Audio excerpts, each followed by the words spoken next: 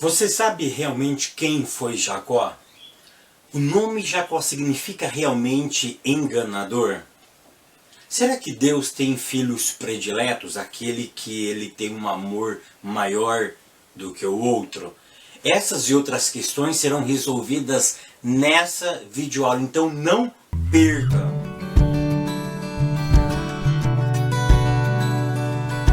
A paz, queridos, que bom estarmos aqui novamente no nosso programa semanal da Escola Bíblica Dominical para darmos sequência à nossa série de estudos bíblicos baseado no tema O Caráter do Cristão, moldado pela Palavra de Deus e provado como fogo. Eu sou o professor Fábio Segantin e iremos trabalhar nesta aula justamente sobre um personagem. Nós estamos numa saga, tá, sobre o caráter, sobre a modelagem desse caráter.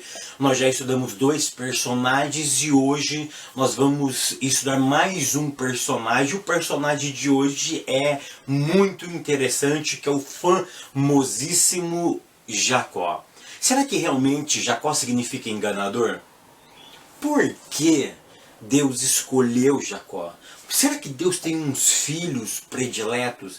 Deus escolhe um e rejeita outros? É justamente essa a tônica da nossa videoaula. Então eu peço a todos vocês que fiquem conosco até o final, porque eu tenho certeza que essa aula vai ser mais uma vez poderosíssima. Então, lição de número 5, Jacó, um exemplo de um caráter restaurado.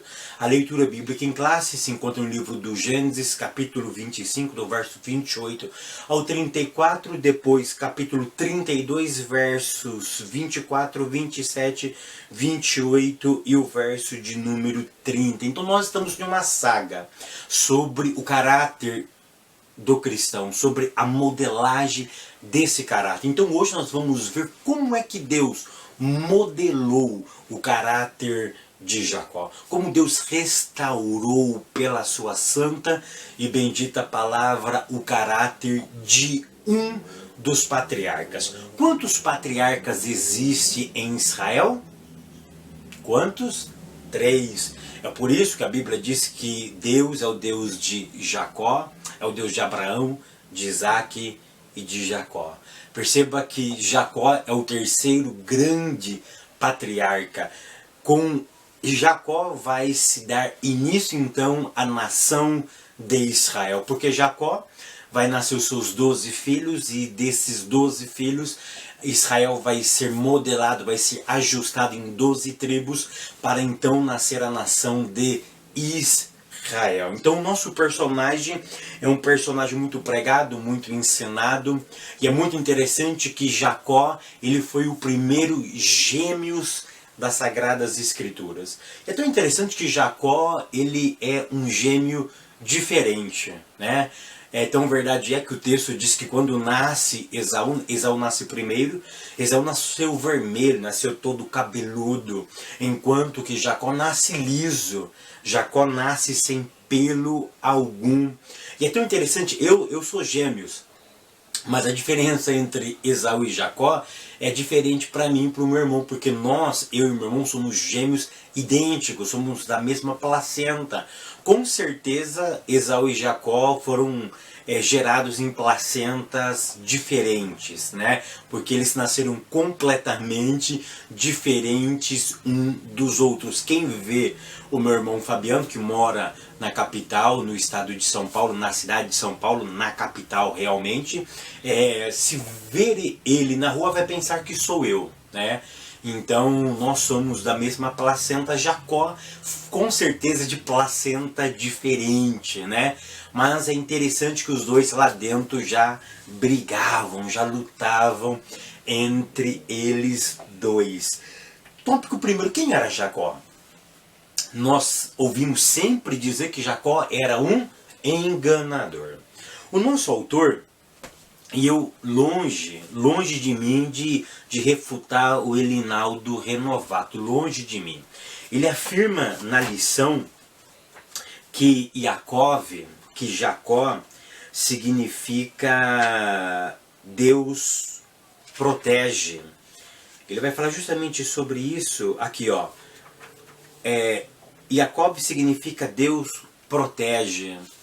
E eu, de uma forma muito insistente, eu procurei isso dentro dos vocábulos hebraicos e eu, sinceramente, eu não encontrei.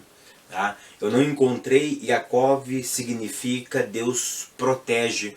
Porque no ponto 1, o filho mais novo de Isaac, ele diz bem no começo que Jacob significa Deus protege. Mas no final desse mesmo ponto 1, ele diz o seguinte: diante disso, seu nome passou a ter o significado de aquele que segura pelo calcanhar ou suplantador. Então, peraí, significa calcanhar, suplantador, aquele que agarra ou Deus protege. Tá? Eu procurei e sinceramente eu não encontrei nenhuma ideia que passasse em Jacob, Deus proteja, tá?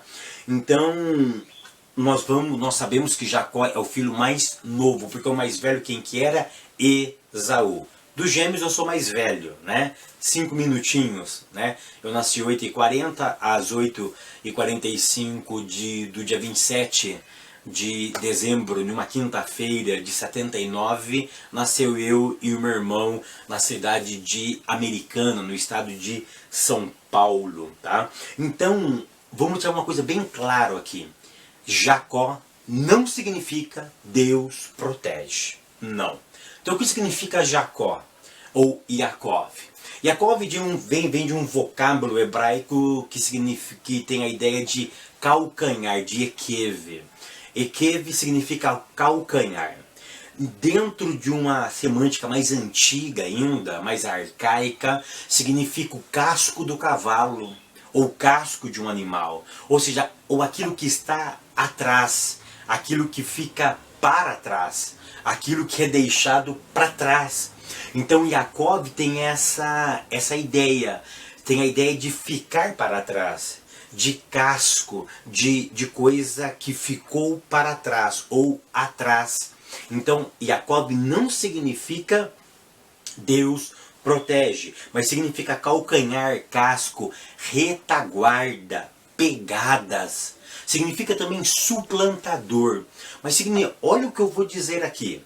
Suplantador não tem a ideia de enganador. Suplantador é aquele que vai conquistar alguma coisa. Ok? A ideia básica é aquele que vai conquistar alguma coisa, aquele que vai galgar alguma coisa.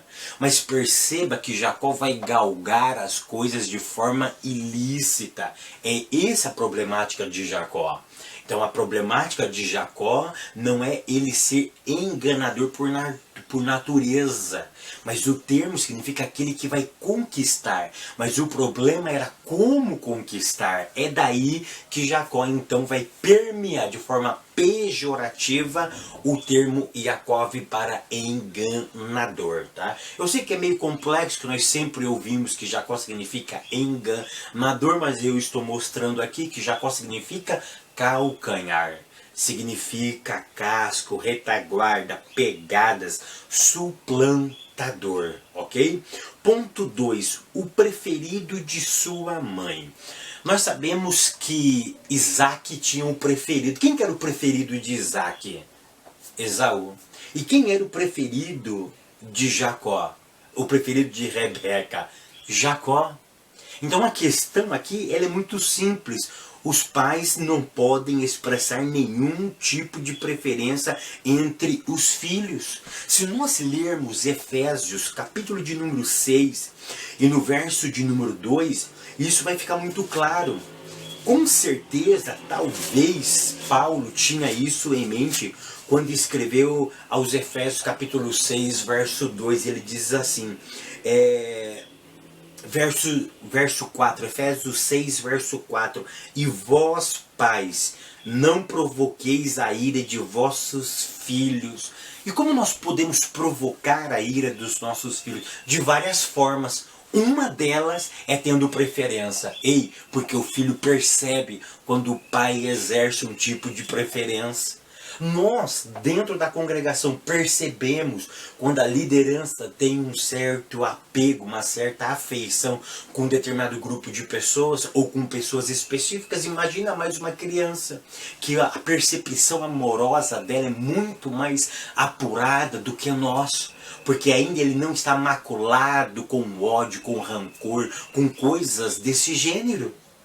Então ele consegue perceber o amor que é devotado a ele ou o amor que é devotado muito mais ao seu irmão ou à sua irmã. Então a lição é simples, nenhum tipo de pai pode ter preferência. Ou eu sei, queridos, que isso é da natureza humana, ter preferência, mas nós não devemos, a tese é, eu não posso ter. Mas se eu tiver, não demonstra.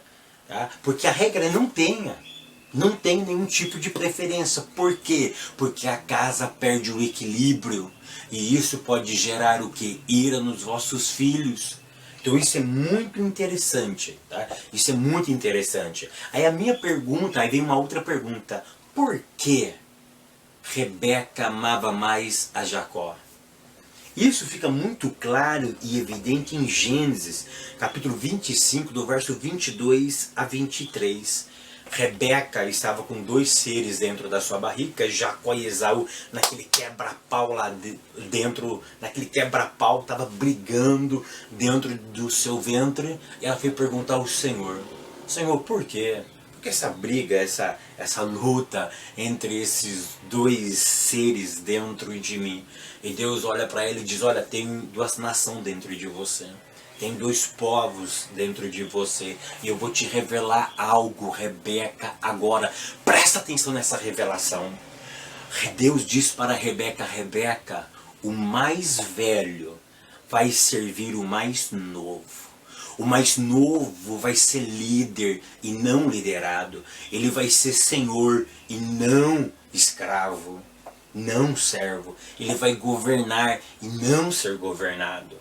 É por isso que Rebeca amou mais a Jacó, porque ela soube antecipadamente que Jacó seria líder, que existia uma promessa mais diferenciada para Jacó. E isso fez então Rebeca amar mais a Jacó. Ela acertou? É claro que não. Ela errou. Mas perceba que o motivo está explícito. Tá? O motivo está explícito. Aí existe uma teoria por que Isaac amava mais a Esaú. O texto vai dizer porque ele era caçador. Porque ele era o homem da caça, tá? Eu não vou entrar nesse âmbito porque não faz parte da nossa videoaula, porque o tema aqui é Jacó, mas só para vocês terem uma ideia, é tão interessante que não faz parte da nossa aula, porque o tema é Jacó, mas existe uma explicação muito profunda sobre por que Isaac demonstrava mais amor a Esaú. A Bíblia menciona um texto simplesmente porque ele era homem da caça, ele era um caçador. Mas quando eu leio esse texto no original, eu percebo uma outra coisa. O que eu vou perceber nesse texto é que o texto vai dizer que a armadilha estava em sua boca. Ou seja, armadilha, aqui nós gastaria aqui meia hora para explicar isso, tá? Mas a armadilha, na verdade, era a sagacidade de Esaú. Então, nas entrelinhas, o texto está dizendo o seguinte, Isaac amava mais a Jacó. Isaac amava mais a Esaú, porque Isaac sabia como era o caráter e a personalidade de Esaú.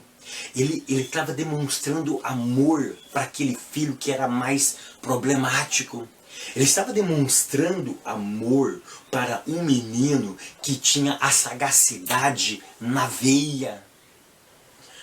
Queridos, esse texto no original ele é profundo. Profundo. Quem sabe um dia eu posso gravar uma aula só sobre isso. E aí, claro, eu já estou já estou me adiantando, mas aí eu me lembro que Isaac ele vai tipificar quem aqui? Cristo.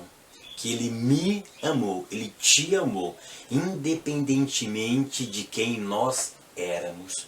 E ele nos amou ainda sendo nós pecadores. Aquilo que diz Paulo aos Romanos. Então você percebe que tem uma grande ligação. A ligação é muito mais de comer. Não era simplesmente porque ele era um bom cozinheiro, porque ele caçava. Não, a ideia no original não é essa exatamente. Tá? A ideia no original não é essa exatamente. Mas o que você deve levar para a sua classe é que pais não devem ter preferência por filhos, porque isso pode trazer irritação. Efésios 6, verso de número 4.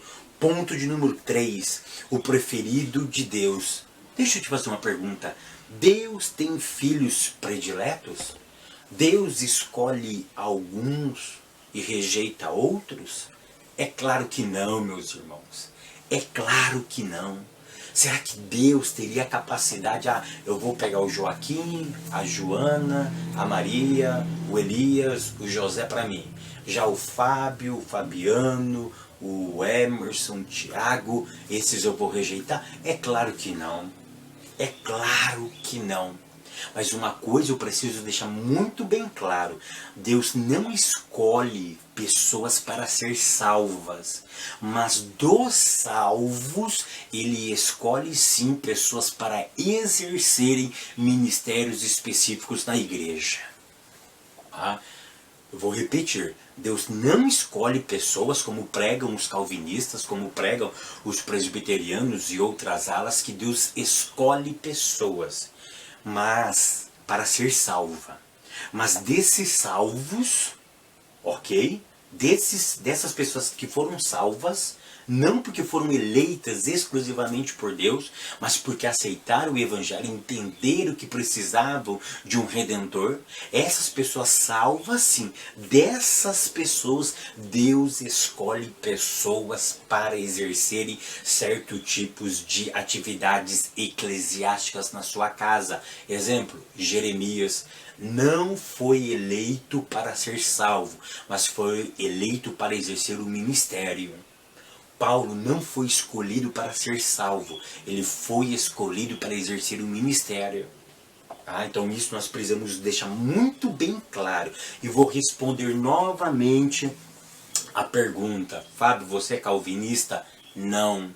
Você é arminiano? Não. O que você é então? Semi-pelagiano? Não, eu sou de Jesus. Tá bom? Eu não exerço nem o calvinismo e nem o arminianismo. Eu sou crente. Eu observo a santa e bendita palavra de Deus. Aquilo que está nas escrituras é o que eu tento pregar, ensinar e viver. Tópico de número 2. A direção de Deus na vida de Jacó. Querido, preste atenção no que eu vou dizer agora. Ponto 1. A visão da escada que tocava no céu. Agora Jacó está em fuga para Padã Arã. Nós sabemos que Jacó engana o seu irmão, tá? Ele negocia a lentilha, agora ele está em fuga para Padã Arã. E é tão interessante que enquanto ele está fugindo para Padã Arã, ele, muito cansado, ele deita. E enquanto ele está dormindo, ele tem um sonho. E qual é o sonho? De uma escada. E essa escada era da terra até o céu. E Jacó viu anjos subindo e descendo nessa escada. Eu queria tirar algumas lições dessa visão. A primeira lição que eu aprendo é que essa escada, o que significa a escada? A escada, ela é o elo entre terra e céu. Essa escada, ela liga esses dois mundos. Essa escada, ela aproxima o céu da terra e a terra do céu. Observa que essa escada, ela tocava na terra, mas ela tocava no céu. A escada é o elo, é o que liga. É por isso que a árvore da vida, lá no Jardim do Éden, segundo os sábios judeus, ela estava enraizada na terra, mas ela apontava para o céu. Ou seja, são dois mundos distintos, mas que podem se ajuntar, que podem ter uma sintonia, que tem uma sintonia. Porque olha que interessante a oração do Pai Nosso. Queridos, observe o que está escrito na oração do Pai Nosso, Mateus capítulo 6, verso de número 9. Portanto, vós orarei assim: Pai nosso que estás no céu, santificado seja o teu nome. Venha o teu reino, seja feita a tua vontade, assim na terra como no céu. Ou seja, o comparativo da oração de Jesus é como a tua vontade é realizada lá no céu, realiza ela também aqui na terra. Ou seja, a escada vai unir, vai ligar esses dois mundos, é atrair o céu para a terra, porque a terra precisa ser restaurada. O que Jesus veio trazer ao mundo? Implantar o seu reino. E aonde está o reino dele? No céu.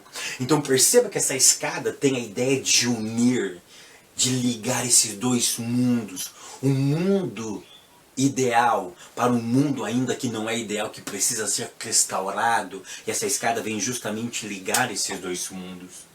Uma outra ideia que nós aprendemos nesse texto é que essa escada tocava até o céu.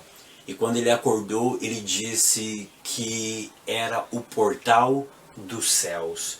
Que em hebraico... Interessante que quando ele acorda dessa visão, ele diz que ele viu no final dessa escada um portal. É por isso que ele disse, olha, é o portal dos céus. Ou seja, é tão interessante que a palavra usada no hebraico aí é Sha'ar HaShamai, portal dos céus. A palavra Sha'ar, ela tem a ideia não de porta, a porta de passagem da nossa casa. Portal, na verdade, é a transição de um mundo para o outro.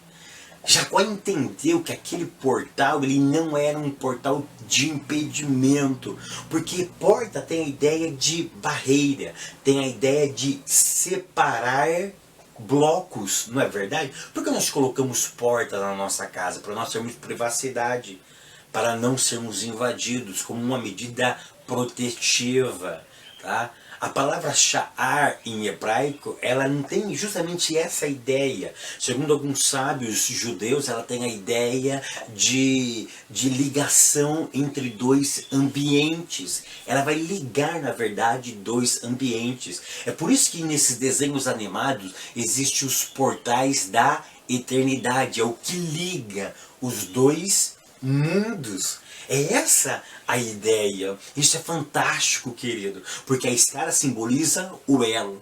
O portal simboliza o quê? Jamais as portas estarão fechadas. As portas sempre estarão abertas. Existe um portal aonde nós podemos entrar em uma outra dimensão e viver uma outra dimensão na presença de Cristo. E a terceira ideia que eu quero trazer para vocês é a ideia dos anjos subindo e descendo. Existem muitas explicações por que os anjos sobem e descem. Mas eu estava ouvindo e lendo uma tradição judaica e eu me apaixonei por essa tradição judaica. E segundo alguns rabinos, eles vão afirmar que os anjos subiam e desciam por causa da oração de um justo. E todos esses rabinos acreditam que é a intercessão do Messias. A intercessão do Mashiach faz com que esses anjos sobem e descem. Aí eu fiquei pensando sobre a carta aos Hebreus, que os anjos são ministradores, eles trabalham, eles estão a serviço daqueles que hão de herdar a salvação. Ou seja, Jacó entendeu que aqueles anjos subiam e desciam, porque tinha alguém intercedendo pela sua vida, tinha alguém superior comandando e orquestrando aquela situação para trabalhar em prol da vida de Jacó. Olha que lição linda, queridos. Nós podemos levar isso para a nossa classe. O que nós podemos levar? Que a escada existe um elo que liga o céu e a terra. Ou seja, aquilo que está no céu pode incorporar-se na terra. Que existe um portal que não está fechado, que está aberto. Nós devemos ter livre acesso a este local. E que os anjos trabalham em favor daqueles que hão de herdar a salvação. Isso é muito lindo e muito profundo. O segundo ponto fala sobre a coluna de Betel. Quando ele acorda, ele pega o seu travesseiro, que era uma pedra, e erege uma coluna. Ele pega um pouco de azeite e derrama sobre esse azeite. E ele coloca o nome daquele lugar de Betel, que significa casa de Deus. Mas o texto não me informa que o nome dela antes era Luz. E eu fui procurar no original o verbo las ou o verbo la luz significa separar, desviar-se. Daí vem o nome luz. Luz significa desviar, separar. Luz, aqui não tem a ideia de claridade, mas tem a ideia de separar. E olha que interessante, ele estava em um lugar de separação, de divisão. Mas quando ele teve esse encontro real com Deus, ele mudou o nome daquele lugar, aquilo que separa, aquilo que segrega, aquilo que divide, aquilo que desvia, para Betel, morada do Pai. Aqui é a casa do Pai, não vai ter mais divisão. Agora eu sou o mais novo participante da casa, da família de Deus. Irmãos, isso é profundo. Betel fala sobre casa, fala sobre o lugar onde o Pai cuida. Luz, lá luz, fala justamente sobre divisão, aquilo que separa. Jacó estava dizendo, olha, eu não vou mais viver separado de Deus. A partir de hoje eu vou começar um processo de restauração na minha vida, porque eu acabei de entrar na família de Deus. Irmãos, isso é profundo. Isso é muito profundo. Tópico de número 3. Tópico de número 3, aspecto do caráter de Jacó. Ponto 1, antes do seu encontro com Deus. Então, em Betel, ele é introduzido num processo de maturidade espiritual. É assim que eu defino. Em Betel começa o seu amadurecimento, ele inicia-se na família de Deus. Ele vai passar por um processo para Deus moldar o seu caráter, que essa é a temática nossa. O caráter do cristão sendo moldado pela palavra como ouro. Então, nós vamos ver agora como que era Jacó e como ficou Jacó. Ponto letra A, ele era oportunista e egoísta. E isso, nós podemos concordar com essa afirmativa. Porque, preste atenção, o seu irmão estava com fome. E aí o seu irmão fala assim, nossa, eu estou com uma baita de uma fome, você está fazendo esse prato, vamos fazer o seguinte, me dá um pouco dele. Aí Jacó falou, peraí, agora eu pego ele no ponto fraco. Você está precisando comer e eu estou precisando da primogenitura, vamos fazer uma barganha? Me dá a tua primogenitura e eu te dou esse prato de lentilha. Ele deveria fazer o quê? Como um verdadeiro cristão, um homem de bem. Peraí, meu filho, tu tá com fome? Vou colocar mais água no arroz aqui. Vai comer eu e você juntamente. Você come primeiro, depois eu como. Eu vou me preparar para mim. Porque você está com mais fome, você está em uma dificuldade, você está fragilizado. Eu vou cooperar com você, mas não, ele foi sagaz. Ele foi aquilo que nós chamamos de macaco velho. Sabe aquelas pessoas que compram coisas dos outros no sufoco? E tem pessoas que eu conheço que ele diz, a melhor coisa é quando você comprar coisa alheia, comprar coisa dos outros, quando os outros está na forca. Por exemplo, comprar um carro, o carro vale 20 mil reais, mas o cara vende por 15, porque ele está numa dívida, e você aproveita, você compra muito bem abaixo de preço de mercado. Isso é antibíblico, é antiético. Isso é ser oportunista e ser egoísta. Porque você não está ajudando a pessoa na situação, você está aproveitando a situação alheia. Ponto B, interesseiro e calculista. Após conquistar a primogenitura, Jacó exigiu que Esaú fizesse um juramento para garantir que depois que voltasse em seu estado normal, não voltasse atrás, não se arrependesse e requeresse o direito de volta. Aí Jacó pensou, meu irmão não está batendo bem na cabeça hoje não. Hoje eu peguei ele no ponto fraco. Amanhã ele vai estar calmo. Ele vai pensar, poxa, que besteira que eu fiz. E ele ia requerer novamente o seu direito. Então ele falou assim, para eu me ficar livre, você vai fazer o juramento que você passou para mim porque você quis. Foi um juramento verbal, tá? Com força de lei naquela época, na presença de algumas testemunhas. E então ele faz aquele juramento. E então a primogenitura era dele sem direito de regresso. Ou seja, ele não permitiu que Esaú depois refletisse e pensasse, que burrada que eu fiz. Porque Jacó ele era calculista, ele olhava lá na frente. Tá? Para ele não importava os meios, o que importava para ele era o fim. Ponto C. Mentiroso e enganador.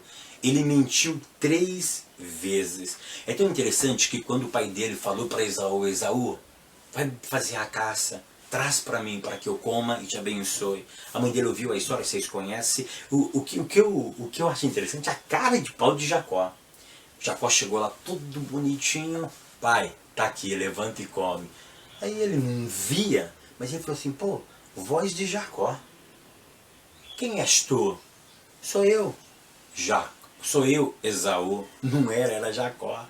Aí Jacó ficou com aquela pulga atrás da orelha e falou assim, Jacó, ou Esaú, fique um pouquinho.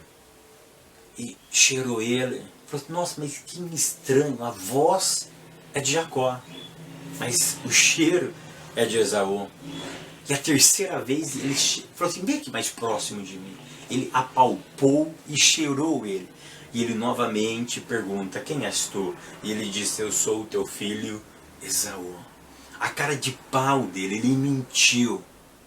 Ele ludibriou seu pai para se aproveitar de uma situação. Ponto de número 2. Depois do encontro com Deus. Observe que depois desse encontro, que encontro lá em Betel, e que culminaria no Val de Jaboque.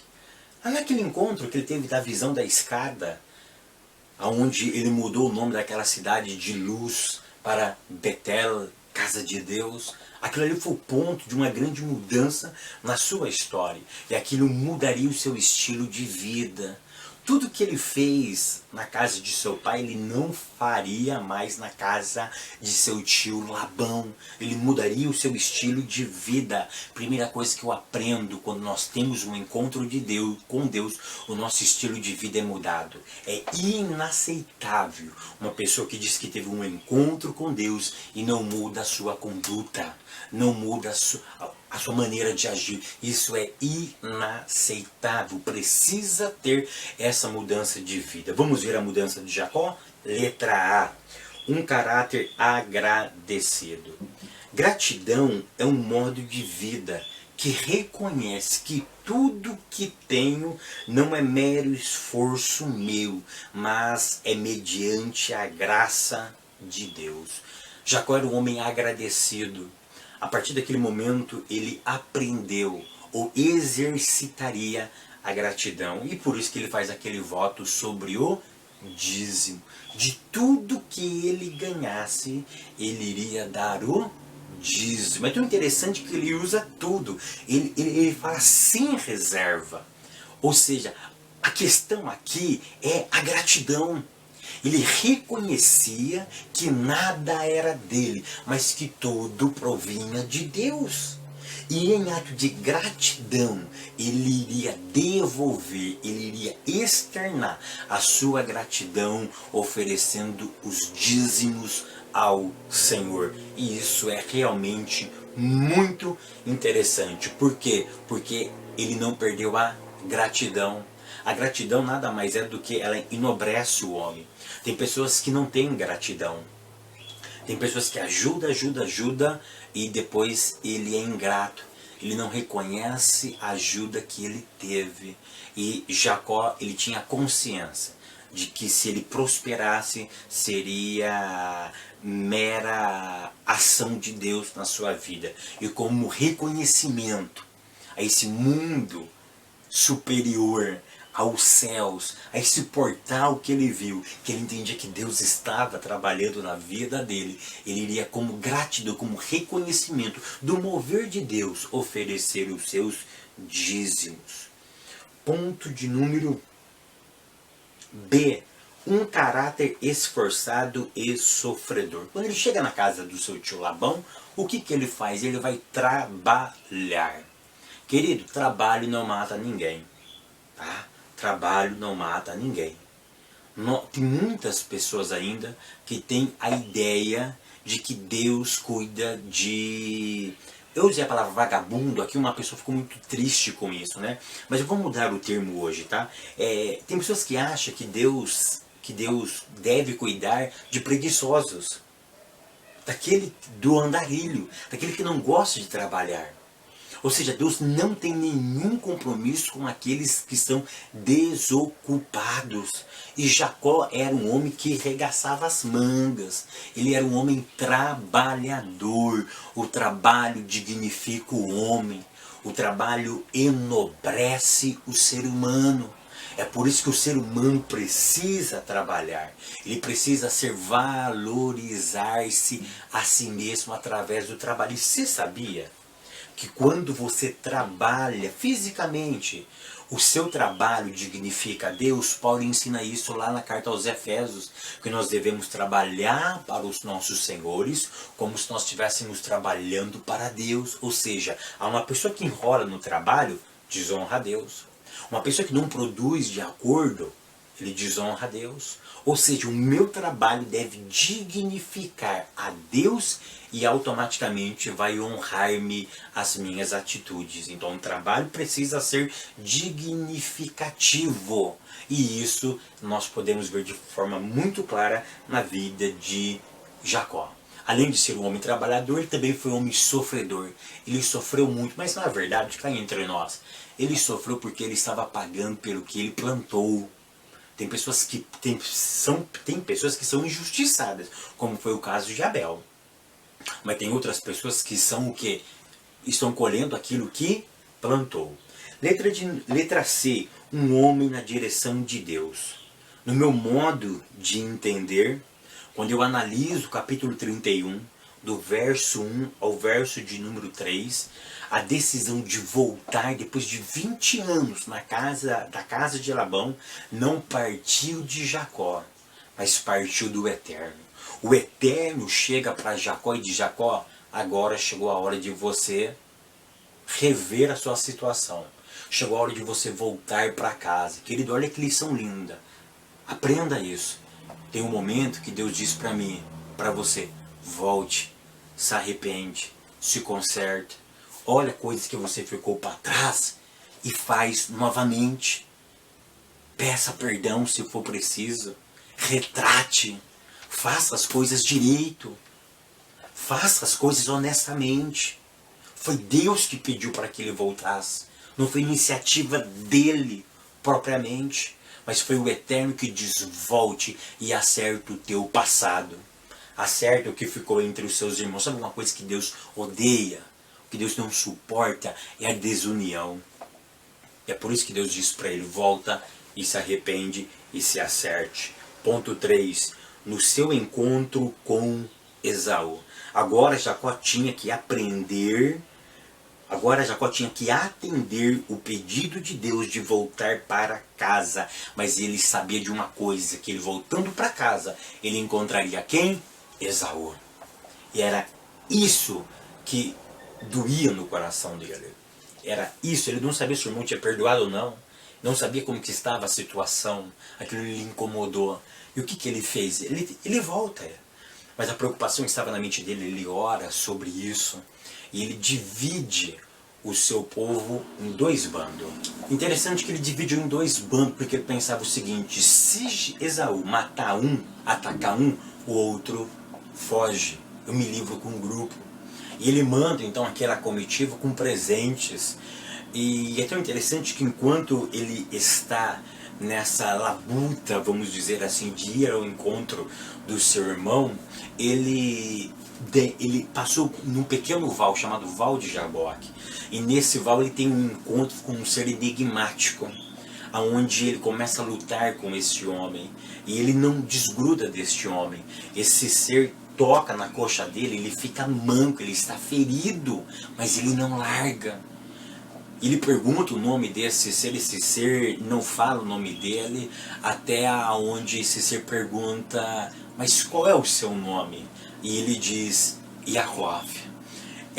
Essa pergunta, ela é profunda, porque o anjo não estava perguntando para ele, me mostra a tua RG, me fala realmente o seu nome e o seu sobrenome. Não, o anjo não estava perguntando, porque a palavra nome em hebraico é Shem. E Shem significa identidade, significa personalidade, tem a ideia de conduta. Então o anjo estava perguntando, qual é a tua conduta? Como você é conhecido na sociedade? E ele não resiste. E ele diz, eu sou conhecido como Yaakov. Nesse ponto, ele estava revelando agora o seu caráter pejorativo. E é por isso que o anjo diz para ele, olha, você lembra aquilo, nas entrelinhas, o que aconteceu lá em Betel? Agora vai culminar. Tu não chamarás mais Yaakov, mas Israel. Porque como príncipe lutaste e prevaleceste. E aí ele sai, o sol aparece, ele saiu.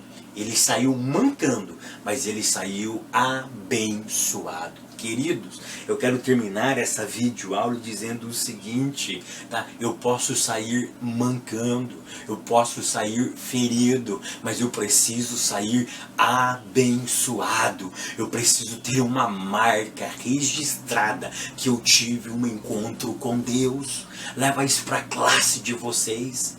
A classe de vocês precisa ter uma marca registrada que identifique que eles foram mudados pelo poder da palavra de Deus. O encontro de Deus fez com que a história deles fosse completamente mudada e renovada. Amém? Que o Eterno continue abençoando vocês até semana que vem, querendo Deus.